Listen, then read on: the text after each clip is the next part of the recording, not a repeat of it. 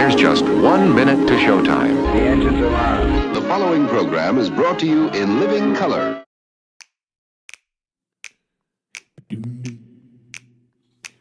When they wrote up the systems and the rule set that we use, did working people get to write a line? What class of men on pen and paper jotted down their clues, with capital the heart of their design? When 90 million want a thing, but some shareholders say no, which class of people get to have their way? The people read the fine print, say that this thing has got to go, and we'll start writing a new contract here today. Don't you know that hundreds will work and one man keeps the money? They don't think they gotta tell us why. When they say the new social contract, all the bosses will be gobsmacked and everyone will want a sign. Oh, yeah, everyone will want a sign.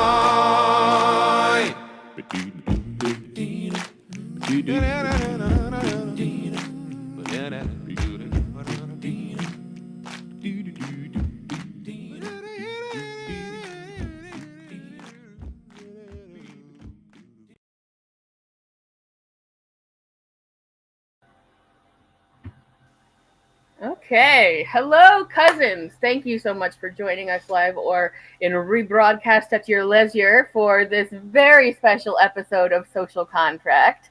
I am Nicolette, and I'm here with my illustrious co-host, Mr. Mayor Jared. Hello. Good afternoon. Right, yeah. No, we're super excited. If you're wondering why I call him that all the time, it's because one, he doesn't stop me, and two, it's because it's actually meant to be an honor in my world because he reminds me of a movie, like a movie mayor from like an old movie, like of a little town that's gonna save the town with socialism and make everybody's life better. So I get that he gives that vibe, and I think that's a good thing. It's leadership vibe, which we need on the show because I don't have any. So thank you for that appreciation for that. So thank you so much for being here with us.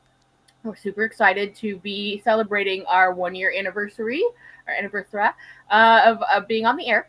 And so it's been 1 year of Social Contract. We've definitely had some ups and downs, and we'll talk about some of that. And we're going to just spend the hour for once not gloom and dooming you. So that's going to be fun. We're going to get to talk about some fun stuff, some of our utopian thoughts that we never get to share. And as always, some bad jokes. And Jared will later treat us to a musical styling, which is always exciting. And like that. So, yeah, it's really nice to have an in-house musician on the show. Also, if you're wondering, if you're new to the show, that's Jared's music in the theme. I made up the video clips to it, but that's Jared's music. So we love our theme. So I think we probably have the best theme song in all of socialism podcasts. I assume that people can like when they hear my singing voice and speaking voice, that they'll go, "Oh yeah, it's the same guy." Like I wonder. I'm curious because obviously to me I can tell that it's me, but Right? like, to other people, well, they be like, because I've definitely seen like movies and TV shows where it's like, "Oh yeah, that singing voice is that person." I go, "Whoa, I figured it was someone else," but I don't know. Do I sound similar to when I? Me, you do. Tell me in the comments Like, if yeah, it sounds like me. But I don't know that it matters to me. But yes, to me, your singing voice. Like I would probably like if I was gonna do like a matching, I would probably be able to match them for sure. I'm gonna pick it out of a lineup. Pick it out of a lineup. But I'm kind of like that. Like I'm one of these like Masked Singer type people who like loves to guess like voices and narrations and stuff. I've always done that. Except now with the show, it's like it started off with like old has-been people because nobody would do it, and then now it's like people that I've never heard of from like YouTubers and stuff, and it's like, I'm too old for this. Like you got to go back to ones I know and I can guess. There's only been one, like, I'm aware of The Masked Singer and, like, the conceit of the show, and I know about it in general, but I've only ever seen one clip where I was, like, actually invested in going, like, oh, who is this? And because it was like a comedy thing, I watch a bit of pro wrestling, and I'm new to that. But there's a wrestler who does his own theme music. His name is Chris Jericho. He's very famous. He Oh, has yeah, the yeah. Walls of Jericho is extremely famous finishing move you may have heard of. But he's also a singer in his own band called Fozzy. So on The Masked Singer, and I don't know why they chose to give him like a very memey song. Maybe it was entirely on purpose because he has a very distinctive voice. Because guy comes out there with a mask and you just hear somebody once told me the world. Like, oh my God, is that Chris Jericho? I couldn't believe it. Could right? that possibly be Christopher Jericho? And then, well, the thing about the show is, like, first of all, like, I don't know if people really know this. It's just sort of this, behind the scenes type of thing. Is that there's no prize money involved in that show. Like, they're not giving out prize money, which means legally that they can manipulate it any way they want to, and that's why they've got so many more people. Yeah, no, it's an FCC rule. Like, you have to, like, if you're giving out prize money on a show, no matter who. It can't be too fake. It can only be a little. Yeah, fake. yeah, they can't manipulate the results. It's an FCC rule, and a producer has to be involved in like every filmed interaction. Like, there has to be some kind of producer involved. Who cares, right? But the thing of it is like it's definitely not legit. It is not like a serious show at all. Like, first of all, it's celebrities. Why would you give celebrities money? They just get a stupid trophy afterwards. But it's usually promotional for them to be like, yeah, like Chris Jericho. Oh, absolutely. Also have a band, right? I'm on this new wrestling program called AEW, please. Yeah, right? Exactly. Or like they're getting ready to release a Christmas album, or going to go on like tour with like a theater company, or something to promote, essentially. Yeah. And that's basically what it is. But it enables, it's kind of brilliant in a way, because it enables the show to schedule people, like, say, like, okay, you don't have to be here like for like 12 weeks. You could be here for 2 weeks, and we're going to throw you off, and then like, it's going to switch to a new batch of people and a new batch of people, and so on and so forth. So it's kind of really smart in that way, but you really should realize that it's like literally not serious at all. Like, it's absolutely planned in every single way of it. But I've always been the kind of person who just likes to, guess the band, or guess the singer, or guess the narrator, or, that kind of a thing. And that kind of was the appeal for me. And, the costumes are silly and fun, but they also do clues. And if you're like into trivia, then you got to get this little like trivia burst of like, oh, I'm going to figure things out. I'm going to figure it out. But in the last few seasons, I've been like so clueless. Hello to Are You Time Traveler 2 in the chat, one of our dedicated followers of fashion. Thank you for joining us on this, our special occasion episode. So just that's what there's a touch of how today's gonna go. We're gonna just talk shit about nothing, just for fun, just to kind of decompress a little bit. It's the end of the year, we're going into the holiday season, which in the last few years have been horrible, absolutely horrible. I can't imagine anybody's having a good time, with this lately. I'm reading the chat, but I did not know like Terry Bradshaw being on that show, and now I want to look that up. Oh, right, yeah, I think he was the first winner. And first winner? Is he a really good singer? Because that'd be amazing. He won, or he came close to winning. I can't remember. It's been on for about 10 years now, or 10 seasons at least, and I can't remember exactly, but I remember him being an early one. The last year's winner was one of the guys from what's that show with the generally the Durder show. I'm drawing a blank on it. I can't think of what it is. Where with the good old boys, and they run from the boss hog cop, and I can't think of what it's called. Oh, freaking Dukes of Hazzard. Yes, Dukes of Hazzard. Thank you. Yeah, no, one of the guys from that won the show like last season, and he immediately, like, it's like hours after he won, if not minutes, immediately went on like a tirade about like saying fucked up shit. So it's like, yeah, it tracks. And there was this one time, the panelists are horrible, by the way. The panelists are horrible. Oh, you're giving me all these reasons why I guess don't watch this show, even though I've never watched it. No, they're unbearable. It's like Jenny McCarthy and Ken Jeong and Robin Thicke. And somehow Robin Thicke is like the least annoying of all of them. I And forgot about his existence. Right. yeah, right. Isn't that, he had like the most messed up music lawsuit of all time where like this has nothing to do with supporting celebrities. I don't care if Robin Thicke makes money, but him losing that lawsuit was like a step backwards for intellectual property laws. Yeah, yeah, and he had that one song that everybody hated, which I was just thinking about that damn song. It was the one with Pharrell or something, and I had that on my iPod because it was just fun, and it was like I know it's bad, I know it's gross, but I just kind of like to go like this to it a little bit. So yeah, I remember that. But that it's in a lot of ways it's kind of intolerable, but in other ways it's like I like to do guessing. And I'm really pissed off because there was one time, the thing that pisses me off the whole entire series is I kept saying the whole time, Corey Feldman needs to be on the show. Corey Feldman needs to be on the show. Corey Feldman needs to be on the show. Corey Feldman needs to be on the show. So Corey Feldman comes on the show and I couldn't fucking guess him. Oh. I was so mad. I was the clues, like everything, like it was like so obvious afterwards, but he was kind of changing his voice up a little bit, which sometimes they do if they have like a regional accent, will hide their voice or sing differently. So yeah, like I was so mad that I missed him. I was so pissed off because I was like, he's perfect for this. And in Corey Feldman news, which I think you and I might have talked about off camera, he has been opening for this whole new Limp Bizkit tour that's been going on. He has been their opening act. And Fred Durst came out and said, he is really playing guitar like a motherfucker. Like, he's really good. Like, that's for real that he's doing that. I don't know if you consider that a mark of quality, if that's where the source of the compliment comes from. But he gets a lot of shit. Corey Feldman gets a lot of shit. And I think that people should not be so mean to him. Let's just say it. Because I'm like, you know, when you love 80s shit, so, you know, that's where I come from. Yeah. I'm glad people are having a fun time. I never listened to Limp Bizkit as a child because I was kind of too young for it anyway. I would have been like 6 years old or whatever when they were at their height. But I've been listening to a little bit of they have like a new album, which when I say something is new, that means it's probably from 2020. Right. But I'm like, I think this is fine. I don't understand. It's all right. I haven't listened to them since high school, but I did have. What was funny is I always like band shirts, and there are pictures of me in this fucking shirt. I had a Limp Bizkit t-shirt, and I had like little cartoon pictures of their faces, and I had an album of theirs, the Chocolate Starfish album. I had that one, or the Hot Dog Water, or whatever the fuck it was called. I had that, and I liked it, and I listened to it back then. And it was weird because I had a friend, and he also liked the shirt, but it was my shirt. He was like, so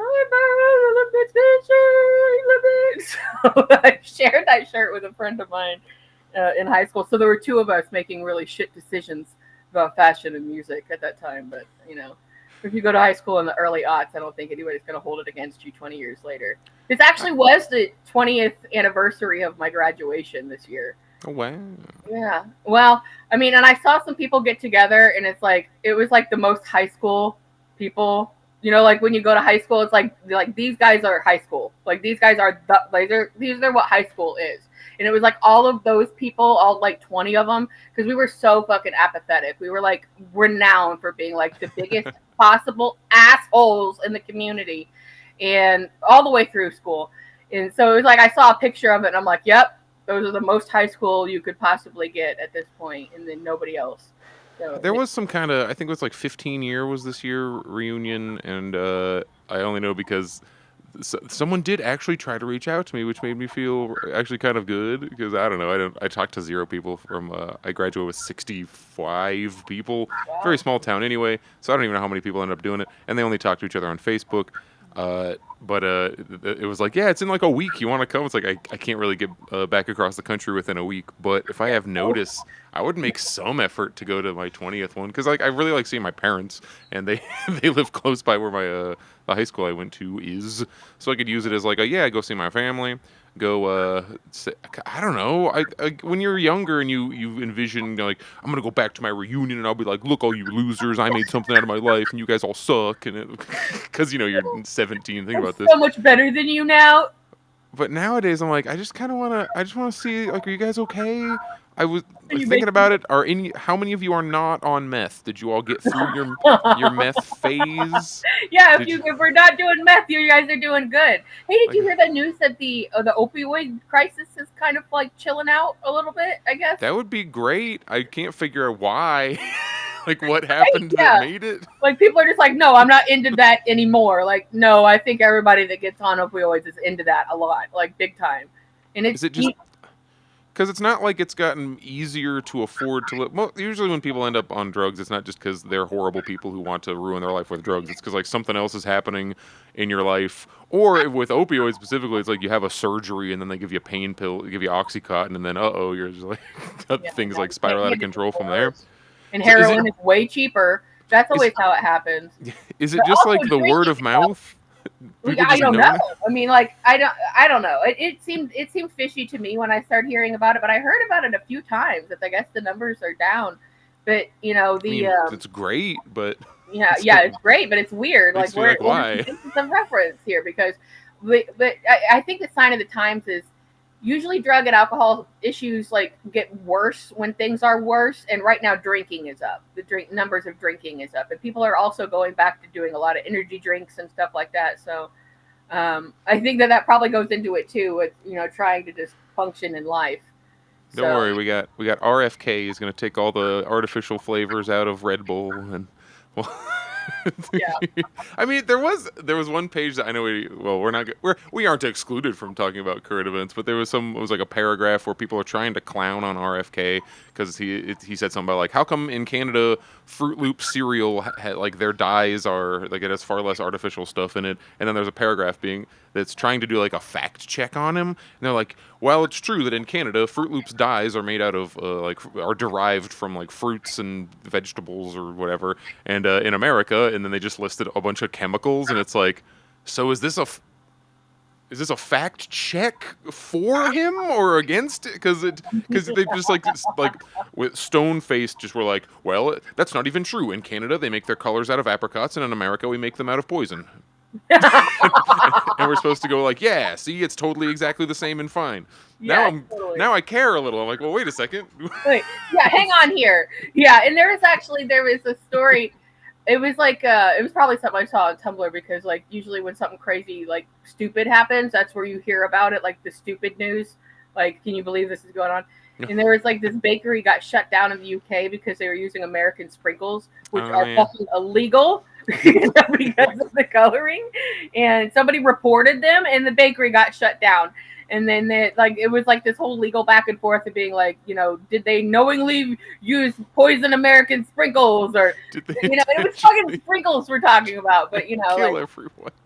Like it's partially a joke, but also pretty like partially true of how like American food is not good. Like it does have a bunch of weird chemicals in it, even if that weird chemical, quote unquote, is just sugar, just an insane amount of like added sugar. Right. Our use of, I don't think that like, oh, if the corn syrup versus sugar makes some big difference. I think your body basically processes them the same. But what I would love to know is what it actually does to you. I would just love some honest research that isn't paid for by the Kellogg Corporation.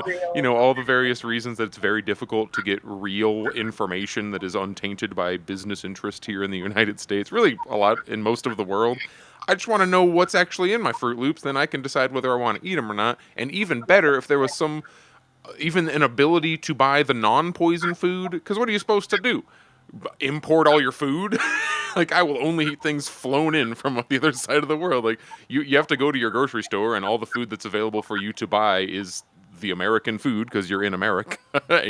Unless you can afford to shop at some weird, I don't know, just Whole Foods. Is that what organic is? Is that when they take all the poison out of it? Yeah, like they will sell you like the repackaged like Canadian Fruit Loops and then call them something else, and then it's the exact same thing, like for like $20 a box. Like that, yeah, that's the thing. Like, you can't. I realized this in my own life. Like, it's bullshit that people cannot eat what they want when they want to. Like, not like I'm not talking about like in like a political sense. I'm talking about a biological sense. Like, everybody should get to have everything is garbage all the time. Everybody should get to have food, the food that they want to eat when they want to eat without fucking consequences. I hate it, and it just the fact that all of our food in this country is just filled with plastic and palm oil and poison. I want if I want to know, I'm only dealing with high levels of sugar and salt, not like I pulled up a thing just so I can kind of know what I'm talking about. This is Newsweek talking about, it's like both kinds of Fruit Loops have 27 ingredients. It's like, however, the two versions of ingredients do differ. The food flavorings and colorings used by U.S. Fruit Loops include red 40, yellow 5, blue 1, yellow 6. And I always was like, I thought that was like just a shorthand for something. It's like, no, those are the chemicals. Meanwhile, Canadian Fruit Loops are flavored with concentrated carrot juice, annatto turmeric, concentrated watermelon juice. Okay, watermelon. Concentrated blueberry juice. It's like things you know what are in the world. Like a watermelon. I know what that is. Yeah. I don't know what. Apparently, yellow 5 is just a compound one can find in. It's like, what's it made yellow of? thick uranium. Is it unobtainium with the?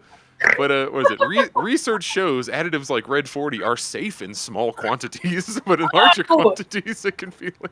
You see what I mean? It's like, can we just be a little more upfront with this stuff, especially for stuff that is like directly intended for really only kids? Right. That's you make the broader point of that, which is it's actually good that you brought that up, because like that is basically what we are about on this show. Like we are, we want to try to think of like the obvious solution to things, because we know we are living under, a dying let's say I hate to say the dying capitalism or in stage capitalism, because that implies an end, and I think things are going to get way worse. Won't end until we end it. Yeah, right. And that's where we are. Like we are, we've said this before, we are 100% from like the shit lib to socidem to socialist pipeline. Like we did our time. We did stupid shit. And that's why, and we were kind of talking about this with each other, like, there's a lot of talk about people getting banned for censorship reasons from different platforms and stuff, because they can't say certain words, and the kids on TikTok nowadays will say or write certain words differently so that it doesn't get flagged and things like that. And we intentionally try to avoid buzzwords and things that are going to, get our videos and stuff banned, because if we cannot complain and say our things, like if you're not on the air, you're not on the air. And there's a lot of people who are going through losing like massive accounts. This is our first year. We're basically pretty new to the game. So we're trying to abide as best as possible. And if it was possible, if these censorship issues weren't an issue, yeah, we would be like crazy. I have a feeling like it would be so much more militant and insane if we, didn't have to. But we can't sit around and say like, do this, do that, firebomb this place, or, we can't do that, because we don't want our stuff pulled off completely. So we just try to think of creative ways to not get not get bumped off these sites. Like obviously it's not the way we want to do it, but it's the way that we have to do it. So you're not allowed to acknowledge the censorship regime because that is now considered a quote right-wing opinion. Like if you say that we're so censored nowadays, people are going like, what do you mean? It's like, well, I mean that depending on what website you're on, you have to kind of know this like list of rules that they won't explicitly tell you all of them, but they'll tell you some of them. And depending on if you're on YouTube or Facebook or TikTok or Twitter, those rules are slightly different. And then there's certain words but it's like how children now on the TikTok, they just have a whole set. They know that you can't even say words like killed or murdered or like alive. They'll say stuff like they have like it's just straight up one for one replacement terms that once you learn them, okay, you can just continue basically saying what you're gonna say. But I would just love to see someone in a time capsule looking at like, oh yeah, we can tell that's from the 2020s because it's like jibber jabber nonsense language, but we can tell what they're saying. Like no one can say COVID, but everyone's saying, oh yes, the disease or the long illness. We've said that before. That this like the C illness or the long illness. We've had to get creative with our language before, and that's why I think that we're not deliberately trying to be like super soft mode or anything. It looks like it because I've got soft stuff, but we're trying not to get kicked off the air. Is basically what it is, especially in this young stage of being in our first year. So that if that question has ever come up with you're watching our content and you're like, why are they such peenweens? The reason why is because we're trying to abide as best as possible, not because we agree with it, but both left and right sides politically would agree that there is censorship going on, but they each think it's their own side. You know, and we have evidence to each, I guess you could say, like, but the you know, the right, you know, conservatives are always like, you're putting liberal ideals ahead of conservatives, you're silencing conservatives, and leftists are like, no, like literally, here's my page gone, you know, so like, and I get all my followers and things like that, and then they got to make backup pages and stuff, so we have to work creatively, and we just, for Jared and myself, we just don't have time for the kind of hassle of having to keep rebuilding pages and try to fight the man when, you know, the man is billionaires. So that's where we're basically at. You know, what we do, personally, I'm trying to, in general, like, I'm trying to be as unsensational as possible, trying to turn down the overall thermostat.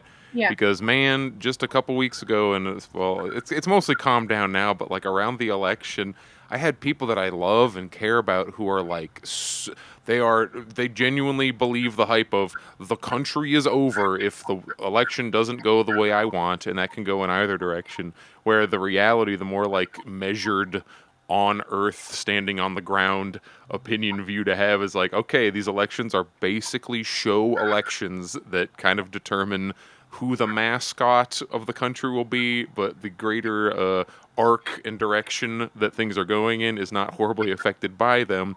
Meaning, no, don't kill yourself if Trump becomes the president. Right. Let's all take a breath. Exactly. Like, take a step back here. Don't. And it's hard to like. It's hypocritical even when we're like, don't let your political ideology be your personality. Well, it's our personality. Like, that's how we are. That's how we got here. So, like, we don't really have that message. We think people should be aware of what's going on and politically invested. We just also, you know, kind of want to provide an alternative to people who are lower like us, who are just looking for other people to listen to that they feel like they can trust, that are telling, you know, their version of events that they want to hear. And more and more people, for whatever reason, kind of move away from the mainstream media sources. Generally, elections inspire that, where they're like, well, all these polls were wrong.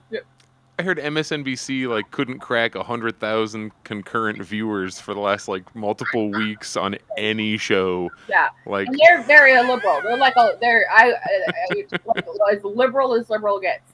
You know, nobody watches the state media anymore. Like, it's such a tiny percentage that actually put on and watch CNN, MSNBC, Fox News, any of them. Yeah. Like, it's down to dentist waiting rooms, airport lobbies. I don't know who watches. I mean, people with a bunch of money watch it and, like, I guess care to some degree because you hear, oh my God, blah, blah, blah, on CNN said this. And it's just like, when, who, like, if you want to keep a secret, say it on CNN. Nobody will hear. Yeah, that's pretty much it. I mean, and I think we all also, as a bona fide shit libs that we used to be, you know, there were times when, like, for probably the whole first Trump cycle, just CNN all day. You know, like, CNN. I'd listen to, like, their podcasts. I was freaking spending hours of my day going, oh, he said he wore what shirts to that event? Oh, Mildred will hear about this and the tea will be spilled. Oh, I can't believe. Right? Like, and that's something that you just have to kind of go through on your own.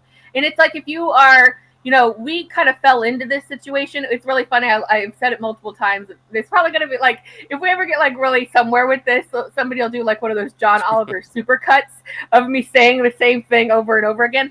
But the funnest thing about, I think, this show is that Jared and I did not know each other before we started this. We were partnered together. A school project. Yeah, it was. It was like a school project. We were obviously like, we were in the world, but we didn't know each other. And we got to where, you know, because if you don't know, we started on a side project of RBN that ultimately they were like, no, we're not going to do that anymore. So we got soft fired. It was a cull, really, but we got soft fired as far as that. No hard feelings or anything. They just decided they wanted to focus on their own stuff, and, you know, they're doing their thing and we're doing our thing, and we decided we wanted to stick together and keep going somewhere. It was something of a surprise. It really happened. I mean, if you follow RBN, then you know, like, they ousted one of their main members, and that main member was the one that was running our program.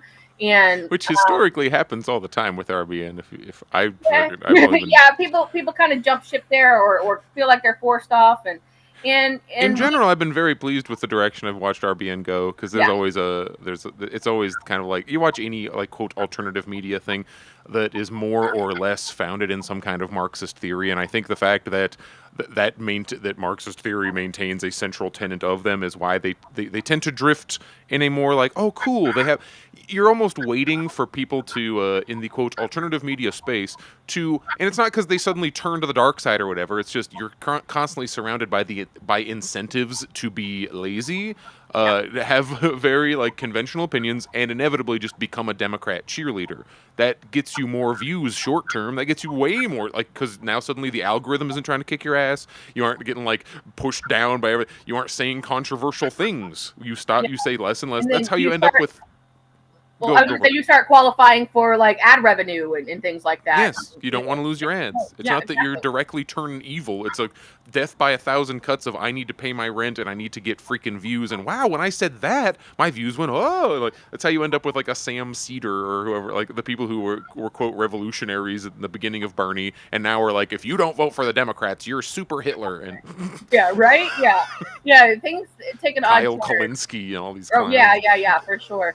There's a lot of people that really started off with really banger reputations that ended up, 10 years ago, those fuckers were like, burn down the White House. And now they're like, January 6th was the biggest tragedy that ever happened in the world. And you're like, who are you? Yeah, like this, I've done that. There's been so many people that I have, like, when you come into this, that's again what I started to say and then got distracted as usual.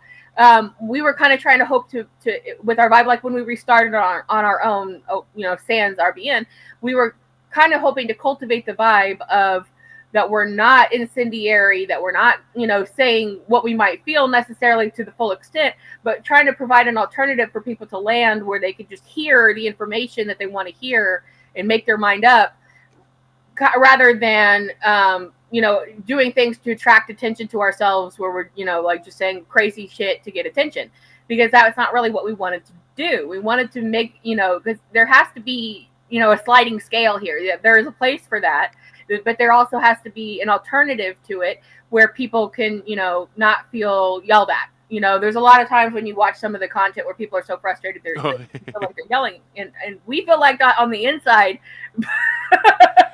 We're not too screamy, and it's not.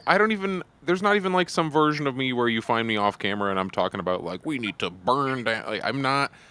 I genuinely do not, and heck, if you have some kind of founding in Marxist theory, you'll know that would be what you would describe as adventurism. This idea of like, we as anarchists are going to go out and like blow up enough cars that suddenly like things change in a meaningful way. Like that's not how change historically has ever happened. Right. Like the Russian Revolution didn't start with like Lenin then punched a nurse at like, I don't know. He broke the windows of the bank, and that's what that's not how power is actually vested, especially not in 2024. And that's exactly right, because like if it did, frickin' the BLM 2020 riots would have done something, and I wish they did. Yes, exactly. I was just about to say that. See, we have learned that when you're fighting an empire, which I think every empire that has ever had someone come up against it, it's not been because of these, revolutionary violent acts. And violence is, I'm not like don't be violent. Like sometimes you have to be, sometimes there's reason to be. Whatever, let the situation dictate it. But what my point is like it doesn't take like these revolutionary acts of violence that really turn people's heads, because what did the BLM and the George Floyd protests get us? Cop cities in every fucking major city in the increased world. Funding, which people should take. COVID funding went to, like, had provisions written into going for crowd control and now there's in funding cops, and now there's anti-protest bills in some states and stuff like that. So like, no, it really did not help things, but it did like show that there were people interested in alternative ways of being. And what changes things is large amounts of people within the movement who want to change you, things. you got to take it as a lesson and move forward of like, look, the solution isn't having a riot in the streets. We did a really big riot in basically every major city of the, and I'm not calling them riot as like a pejorative of like, oh, I didn't like them, therefore no, but that's what it was. A bunch of people in the street fucking fighting the cops. That's the riot. That's what it is. And a riot that the cause of which I supported. And if that was what created change in America, we would have some change to show for it. But the only change it seems to have made is, well, the people who got a little freaked out by it stayed freaked out by it. They apparently there was a failure to connect the struggle that was in the streets with the struggle of just everyday people, which is really important. I'm kind of scared that the Palestinian struggle is going to not be effectively. Right now, there's a lot of people who are doing a good job of emphasizing, look, a reason of all the millions of reasons to be against blowing up shit in Palestine is that bomb cost this many millions of dollars. Your town doesn't have a road. Maybe we could take the millions of dollars from one of these, like we're connecting, like you're poor here because of this nonsense that is happening over here. And hopefully we can take a lesson from 2020 and use that to be like, look, we all wanted a thing, and then the establishment gave us the exact opposite of that thing that we all seemingly wanted. We're in the streets about. We all saw footage of all these, of every race, gender, and background getting beat up by the police. We should all come together. Yeah, and if we don't, only then is it a failure, truly. Yeah, it's the movement more than the moving parts in this sort of a scenario, because that's where things have to be, and we're not talking about aggression or pacification. We're not talking about either one. We're saying that there has to be more people believing the same ideology to make a movement to wherein lots of other people feel welcomed and not repelled by it. There's a lot of criticism of the left of you ask them a question and they're mean about it, they yell at you, but they're exclusionary, they don't want you there. But the right is always meets you with open arms. And I think that a really interesting version of that story is the trajectory of Russell Brand, who was like a leftist firebrand for a long time, and then now he's like a step away from hawking colloidal silver for the right. And that's exactly what it is, because the right always pushes this whole narrative of men are isolated, they need community, yada yada yada. Well, everybody does, hello, first of all. But they realized how to make it work for them, and it's like, why are all the youths turning into Nazis? It's because they're opening the door for them to feel like they're part of something. And then it's like, oh, by the way, do you realize that what the minorities are doing and the immigrants, and they're like, yeah, okay, I guess, and they just work on them. But if people feel like they're welcome in a space and that people care about them and care about what they want to do, they don't really give a shit about what's going on in that space if they feel included. And they might come out of it, they might not. But, the left does take a lot of heat for being exclusionary and being, kind of repulsive to people in that way. But it's because we wouldn't be here if everything, hadn't gone through all these other horseshit areas of life to get here. And we're tired of the lies, and we're tired of the placating, and we're tired of the people just saying whatever, whenever. And we're not necessarily looking for, fix me. It's not that, like a lot of I guess these people who are falling into that kind of narrative are. We're looking for fix it. We know we need to fix it. So this is our little corner of the internet where we try to do our part of that, but also mostly make sure our heads don't blow off and shoot into the sun from anger and rage, and we have an outlet in which to speak. Now, speaking of which, you had a reading prepared, did you not? I do. I have a thing from this is not directly from Marx, Engels, Lenin, or any of the big boys that you hear about, but this is a guy named R. Palm Dutt, D-U-T-T. He's writing this in the 50s, like late 40s. He was the guy running the he was either, I don't remember if he was like the full-on leader or just high level in it, but the British not Labour Party, but like the basically British commies, the British socialists of the time. Back in when he's writing this was when before the quote end of history, this was at a time where it seemed like, oh man, things can go frickin' any direction. Look, we got people trying out socialist projects are sparking up all over the place. Russia just did this whole thing, and we just had this big world war against the fascists. So like, well, oh, we got three different possibilities: capitalism, fascism, socialism. What's gonna happen with human history, et cetera, et cetera. And the chapter that I'm reading from here it's near the end. This is how social democracy assists fascism to power. So realize a lot of these terms are going to be a little weird. Social democracy in this case, and now he's using it. It could be the equivalent of today's what is starting to be called the pan left, which is everything from the Democratic Party all the way through like the DSA. You'll be like, what? Those are totally different. But man, I think we've seen, at least from the last few elections here, that all these groups are willing to come right together to support one thing when things actually get down to it. And now that the election's over, they can have a fun 3 years of pretending to be radical, of pretending to be different, Right. to not just be an extension of the Democratic Party. But that's where it always goes when things are important. A point that Mr. Dutt here makes. But when he's saying social democracy, that's what he's talking about, which is funny because if you go to Lenin, he calls communism social democracy. Like, these words are in flux all the time, and it's an obnoxious thing about checking out leftist theory at all. So you have to, like, let us first do a glossary of terms based on the decade. And Now it's something that we yell at each other and be like, "You're not a real communist. You're a social democrat." Ugh. it's like meeting wind. It's been going on forever. Okay. In the historical examination of the Italian, German, and Austrian examples in the previous two chapters, we have seen in practice how social democracy assists fascism to power. It is therefore only necessary now to summarize these results of what historical experience has demonstrated. Please go read this entire book. It is great. It is called Fascism and Social Revolution. If you have ever in your life called someone a fascist, read this book so you know what you're talking about.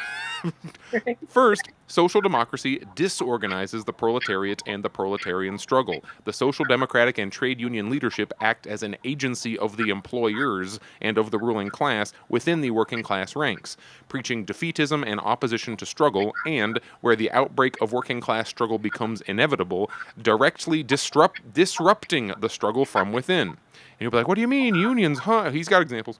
This is most clearly seen in the role of social democracy in strikes. A conspicuous example of this process, in view of the subsequent revelations, was afforded by the Great Munitions Strike in Germany in January 1918, which nearly brought Germany out of the war and into unity with the Russian Revolution. So he's like, dude, if things had gone a little different, the Russian Revolution and Germany's like Weimar hell that was going on at the same time could have like morphed into one thing of like, oh, we could have like Germo-Russian-y or somewhere. The social democratic leaders, Ebert, Braun, and Scheidmann, by decision of their executive, took over the direction of the strike, even calling on workers to disobey mobilization orders. Yet, their object in coming on the strike committee, as declared by them many years later, was to strangle the strike. The PDF's got typos. In the year 19,224, in 1924, Ebert brought a libel suit against the charge of treason for having led the strike of January 1918. In this trial, he made known that the executive had passed a secret resolution instructing them to take over the leadership of the strike in order to bring it to an end. Ebert stated in the court, and there's times about this is Ebert talking now. The socialists had been requested to take control of the strike in order to avoid the worst. Herr Ledebauer had told the strikers that the strike would be lost if the majority socialists came onto the strike committee, and at this point, Herr Ebert had joined it in order to restore the balance. So, like, think of this as like a 1918 example of when Biden broke up the rail strike. It's like people who should. This is the fucking German Socialist Party. This is Marx's party that he then left Germany and had nothing to do with decades earlier because they didn't like him anymore. But this is apparently the commiest of the commies, supposedly, and they're like, we got to break this munitions strike to make sure this war keeps going. You're like, what do you, huh? And then you have like the dock workers strike, where what were they exempting in this? The strike only lasted like a day, but what were they exempting? They said they would never stop military shipments, that military shipments would never be touched by this strike, and they would still continue to do all of the military stuff. So when he's talking about unions just ending up falling in and serving the system, it's like that. This is what they're talking about. Is what they mean. The strike broke out without our knowledge. We joined the strike committee with the firm intention of putting a speedy end to the strike by negotiating with the government, the German government.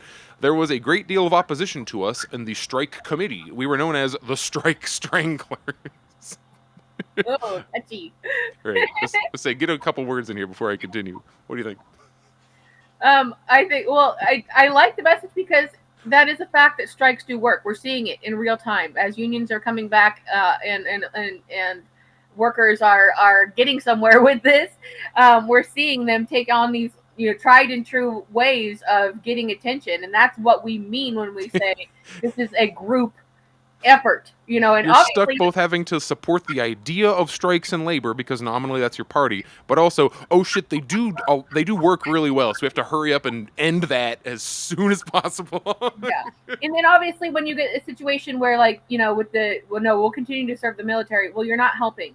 That's not a situation where you are actually helping the situation or advancing anything, because you're still making these horrible exceptions to continue to serve the empire. And in a way, a pretty direct way, unions are still a part of the capitalist empire. They just are people that have more rights and have reserved more, for themselves, when obviously the end goal is to own, for people to own the means of production. So that's where we're going. But you can't have it all at one time. But if you get enough people interested in being in a union, supporting unions, agreeing with unions, standing with unions, then that's a step in the right direction. And I think everybody hates incrementalism, but when you're fighting an empire for your rights to simply exist, you can't have it all at once, because they're not going to go without a fight. So that's what I think.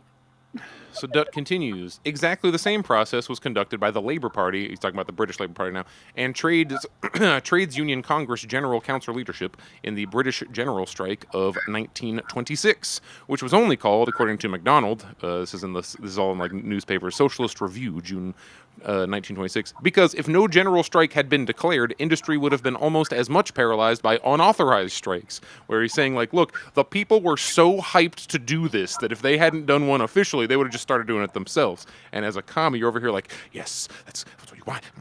Like, you can see how the people are ahead. Like, usually we think of like all these horrible, normal, mouth-breathing people who are the obstacle to progress. Like, no. The people in general, they're usually, the left is following them. Like, they're already wanting to do a thing beforehand. They just don't necessarily have the organization or, strategy down to have maximum effectiveness at these actions, but they're effing down to do it. You don't have to run around and convince everybody, hey, doesn't it suck, everything that's happening right now? They're already there. They already know it's... That's the case, too, is people, even right now, people are ready to be tapped.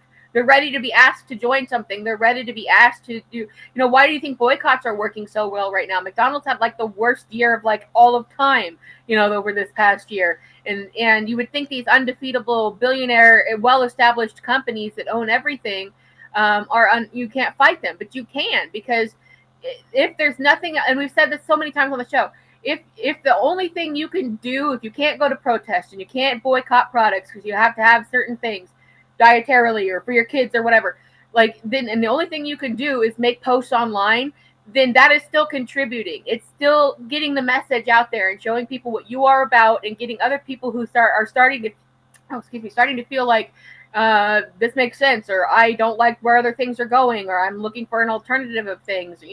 It gets into people with a mindset that are turning away from the main conventions, like mainstream media, and having to use these corporations and companies and things like that. So that it's a good thing. It's a good thing to contribute in any way that you can contribute. And people are, I think, itching for opportunities to participate in against the stuff that they hate. J.H. Thomas explained subsequently in the capitalist journal Answers that although opposed to the strike, he, quote, did not resign because I felt certain that I could do far more good by staying than by going out. The object of the leadership, he explained to the House of Commons on May 13th, 2026, was to prevent the struggle, quote, getting out of the hands of those who would be able to exercise some control. The Conservative Home Secretary, Joinson Hicks, British people, analyzing the causes of the defeat of the general strike, put forward as the main cause that the responsible trade union leaders retained their hold upon the trade unions and took the constitutional course of admitting the general strike was illegal and called it off. The same process was demonstrated in Italy over the occupation of the factories, where the reformist leadership achieved what all the government forces had to confess themselves unable to achieve: the restoration of the factories to capitalism. So the reformist leadership would be what we would now be calling the Democrats, the DSA, the Bernie Sanderses of Italy of the time. They were able to achieve the restoration of the factories to capitalism, where all the actual hardcore capitalists couldn't. By this direct strike breaking, examples on a greater or lesser scale are familiar every year and almost every month to the workers of every country. He's like, dude, I said these two, you could find a million of them. I just threw out the railroad one, and all right. By this direct strike breaking is only the plainest and simplest expression of a universal process of disorganization and disrupting of the working class front, preaching of confidence in capitalism, close alliances with the class enemy, and war on the militant workers. I'm choking. It is only after conspicuous and repeated disruption of the working class front, after this fashion by social democracy from within, and consequent weakening and discouragement of the workers, that the way is opened for fascism to advance. You must disassemble any kind of left anything, and I hate even using these direction words.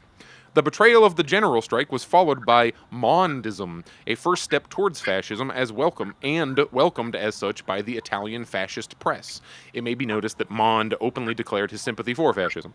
The surrender of the factories in Italy was followed immediately by the fascist offensive, opening at Bologna, I think you say it, not Bologna, and going continuously forward to the establishment of the fascist state in 1922. The second Labour government's assistance to the offensive against the workers was followed by the landslide of the national government by vote of 1931 and the first beginnings of a serious fascist movement in Britain. The social democratic support of the Brüning dictatorship and hunger offensive was immediately followed by the sweeping advance of fascism in Germany. So basically he's like, look, we got this big worker movement, and they come out, and it's like, wow, we're going to do it. And then the Social Democrats are like, hold up, slow down, stop, not yet, don't do it, please, blah, blah, blah, blah. And then what comes next? Literally Hitler. in this case, literally Hitler. Right. This is the principal way in which social democracy assists in the advance of fascism to power, by disorganizing the working class front, by breaking strikes, by denunciation of the class struggle, by preaching legalism and trust in capital. You got to do it the right way, people. You got to just get your people elected, even though we control the elections at every possible level and would never allow all right. By breaking strikes, no change, blah, blah. By expulsion of all militant elements and splitting of the trade unions and working class organizations. The war on communism is placed in the forefront by social democracy. The German example has shown to what lengths of direct alliance with the militarists and White Guards social democracy will go in order to crush the revolutionary workers. He's referring to the time where the social democrats were like, hey, don't vote for that commie, vote for us so we can beat Hitler. Yeah. And because of that, they end up splitting the vote. All this. So it's basically, you want Hitler or communism, and they're like, Hitler, we'd rather have... We'd much rather have literally Hitler. Yeah.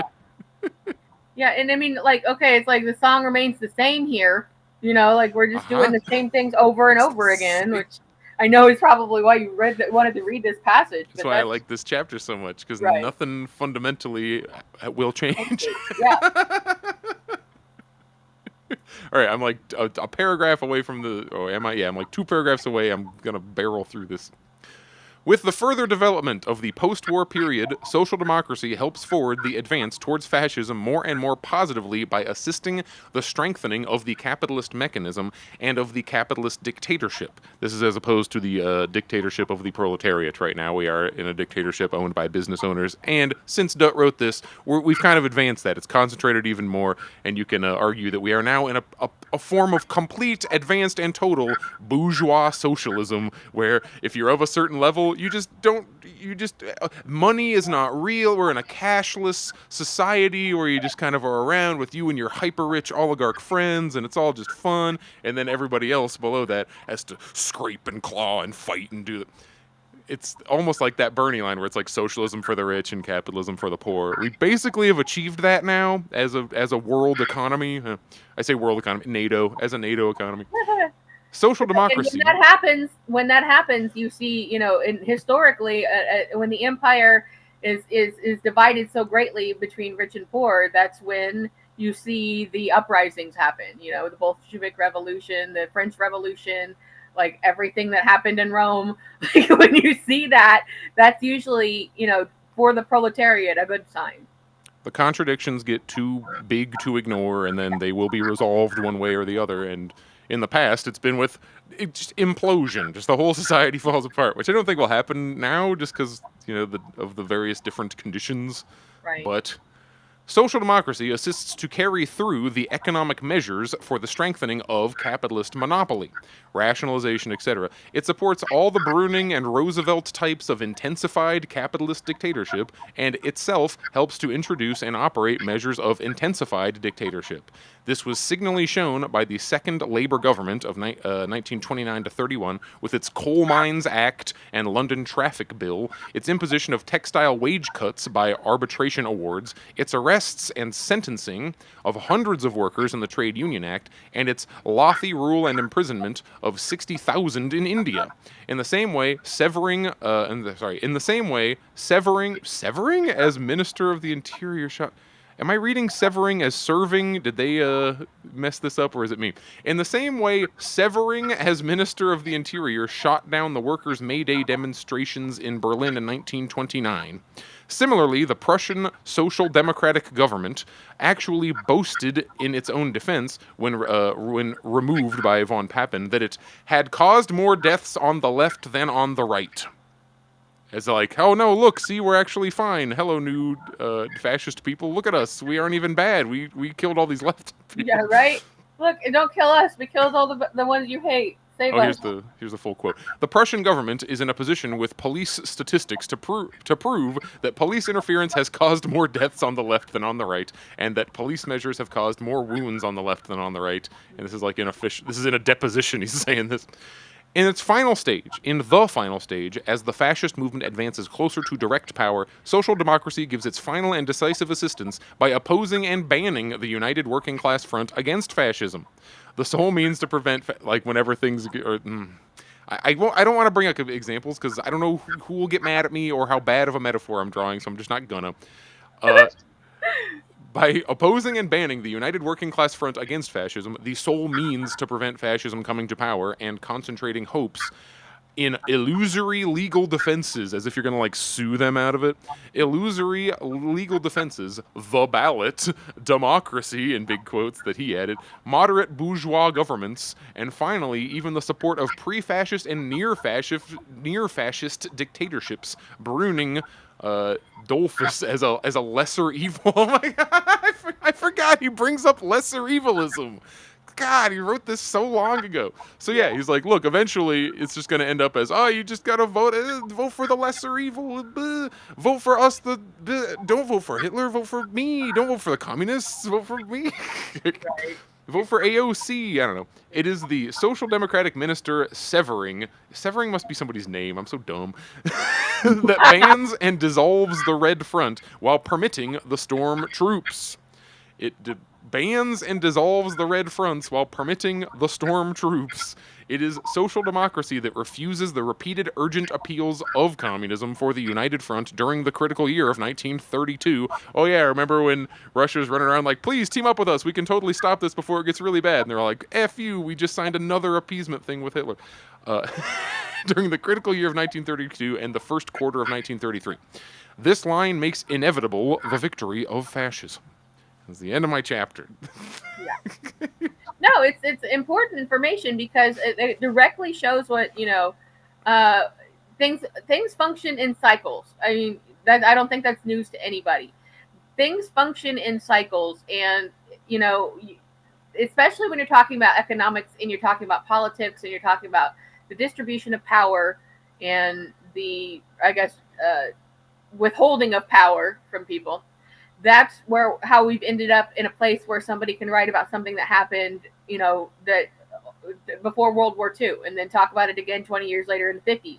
And now we're talking about it, every so often until we're here. And it helps to look back at these texts to see like, oh no, this is like literally, verbatim the same language that we're using on each other, with each other to discuss these situations. It is the exact same situations going on. And it makes you get madder every year because, like, it starts seeming like nobody remembers anything. And I was like, wow, did you hear about this? And I'm like, they've been pulling this same shit since the 1890s. Yeah, right? and that is why, we're so pro-union on this show, I think, is because that is one of the very main ways that people can gain power against the system. So no, is it the most ideal version of events? No. But is it is it going to reel in and attract the most amount of people, especially people who are new to this kind of thing, are tired of living badly and want some sort of way to participate, like, okay, I want my my work unionized. I want to be part of a union. I want to help, spread this idea of trying to fight back against stuff. And then, again, that passage shows you they also ended up in a lesser evil situation. Over and over and over again, the lesser evil situation comes up every single election cycle. Every person who was ever older than you as you were growing up told you that.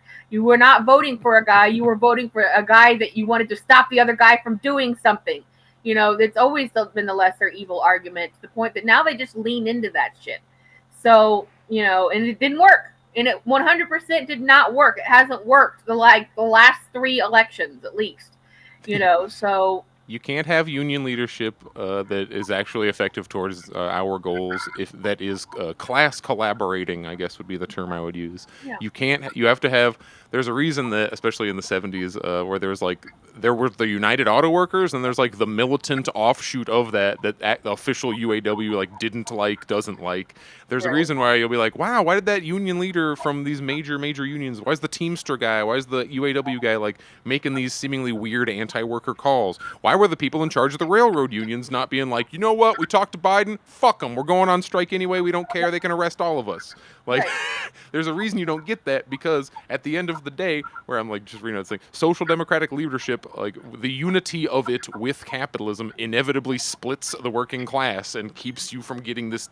I am pro capital U union in the idea of working people getting together to affect change, but not the like, we're going to get together and do this big push and get 10 cents more a day. Hooray. Like, it's got to be with the goal of beyond just our one shop or our one industry. Like, this has to be kind of for all of it, which is why I especially get into when it's transportation union strikes going on.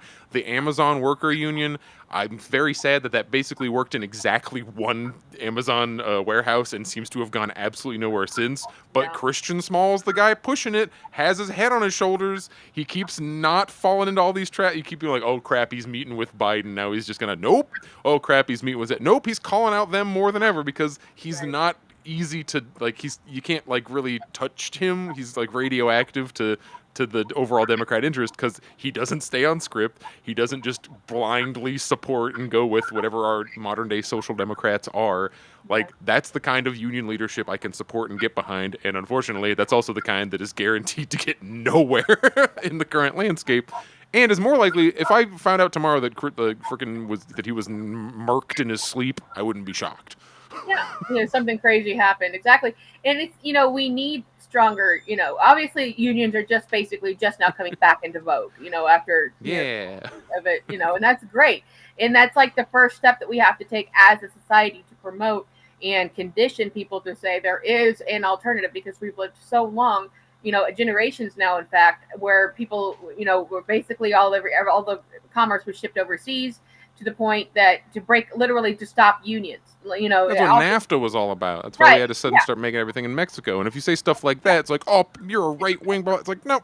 Come on, man. It's not right wing to be against the ability of Ford to be like, we're going to now manufacture every one of these parts in a slightly different country to get the lowest possible hourly wage locally, so we can then ship them back to America, have a guy tighten one screw, and so we can still put "Made in America" on the label. Like, That's how is that like not a pro worker stance to say that's bad? Maybe we should just make stuff here and then sell it here.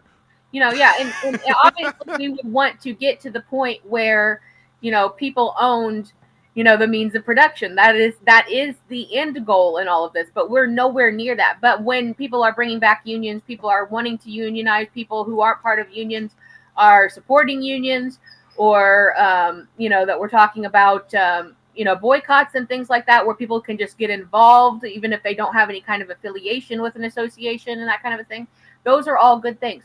And that's what we like to promote on the show. That's what we like to try to talk about on the show. We don't just like to gloom and doom you. We want to talk about, it happens that way, especially the last few weeks with the election. Like what, it was like living in hell. Like we all live in hell, but here's how it's worse. We want to try to look like, don't just talk about the problems. We want to look towards what are some solutions, because sometimes it's obvious. Sometimes the solutions are just entirely obvious things that can be done easily, so at the grassroots level. And, if you look to these things that, like he was quoting in these historical precedences, it works in mass. It doesn't work, with one small faction, asking for everything, because that's just not how shit works, unfortunately. Like, obviously, we'd like to jump into tomorrow and have everything we need, have our infrastructure, our healthcare, universal basic income, food deserts did not exist anymore. Nobody needed food stamps anymore. Like, obviously, like, we want to get to a point where, we're living beneficially just for being Americans, And that's another reason we talk so positively about China, not because we think it's some sort of mecca, wonderful place that, the greatest place on earth. It's because they've got stuff that we're super jealous of, because they have invested in their own people, and we want that for ourselves. We're tired of seeing this upper echelon of people, that is a very small percentage of people, benefiting from things like war and using our politicians to do it, because the government is a completely corrupt system that does no longer serve the people, if it ever even did, because we're talking about a system that's 300 years old that, was meant to prop up slave owners. So, maybe that shit doesn't work anymore, and we need to be looking in different directions of things. So that's the kind of content that we want to continue to bring you. That's what we hope that we've done so far. We're still early in the process as these things go. Lots of people are way more established than we are. You might wonder why we never have any guests on. It's not because we, nobody wants to come on, but because we are tired, and it is hard to coordinate schedules and things like that. A lot of podcasters, it's not that we don't take it seriously. It's just, but a lot of podcasters, like, that's their number one thing. They put all their energy into it. They make it their thing.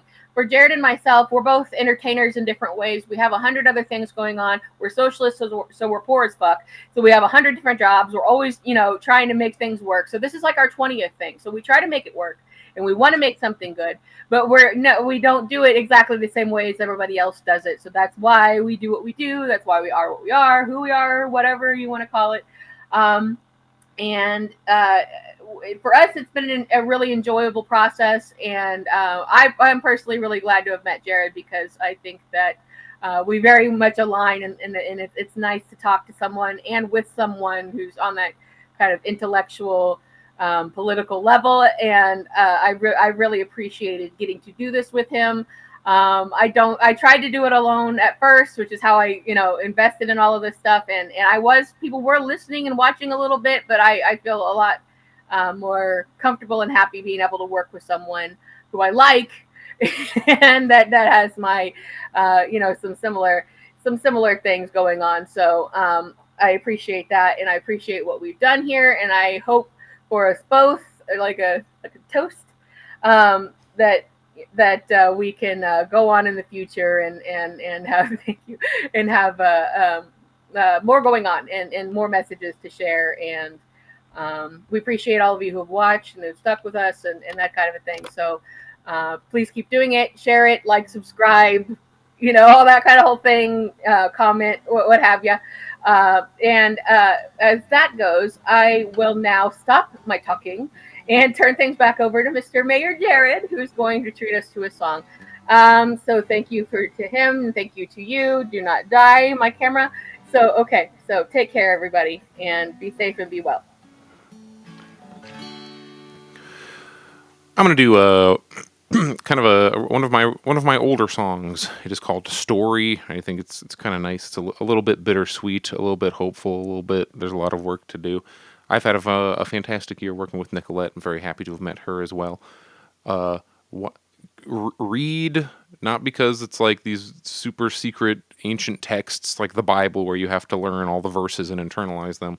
It helps to read theory from people who have had either more successful or closer to successful projects like this, simply because you don't have to reinvent the wheel. A lot of this science has already been done. If you were going to start figuring out electricity, you wouldn't like be walking around your house like, what is electricity? Maybe I can discover. It's like, a lot of these discoveries have been made. Don't start from square zero. Start from where we are now. Read the body of research, or at least part of it. Like, I have not read everything, but I've read way more than a lot of people who go online and say that they're experts on the on the topic, which is just weird.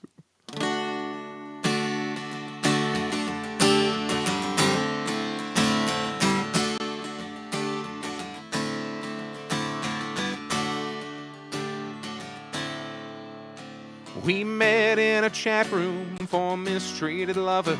Said right me wrong tonight. Given all that he'd seen and all that she'd taken, I'm doubting that he'll be alright.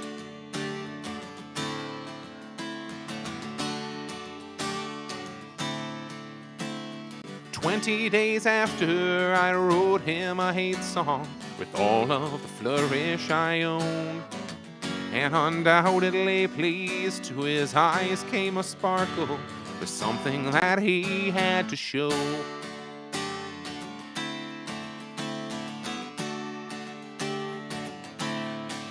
He said, I'll be your strong companion. I can't stand being wrong again.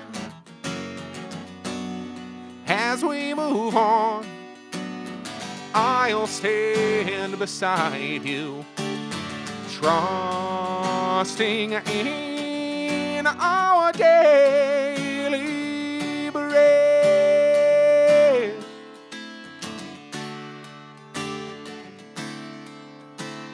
Traded house screen names for glasses and bar stools. Do I even know your real name? Minutes turned hours as we got to talking, continued as closing time came.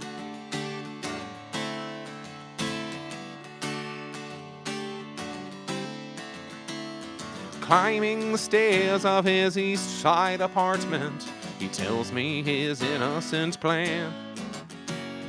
Finding a room with a worn down piano, he plays until I understand.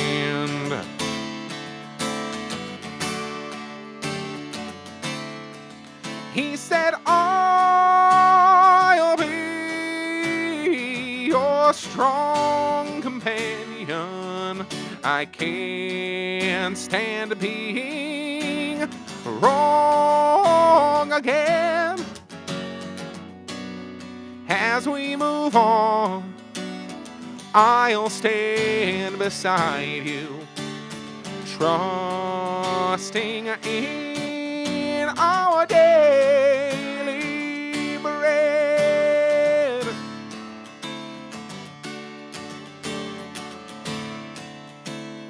Now we play love songs at spots in the city where people remember our name.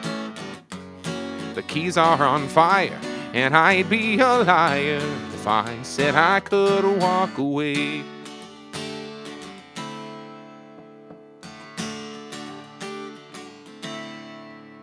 Somewhere there's a whisper of anger and cruelty, plotting its cold victory. I feel it dividing, but if you stand beside me, we can suppress it today. Yeah, yeah, yeah. He said, I'll be your strong companion. companion. I can't stand being wrong again. As we move on, I'll stand beside you, trusting in our daily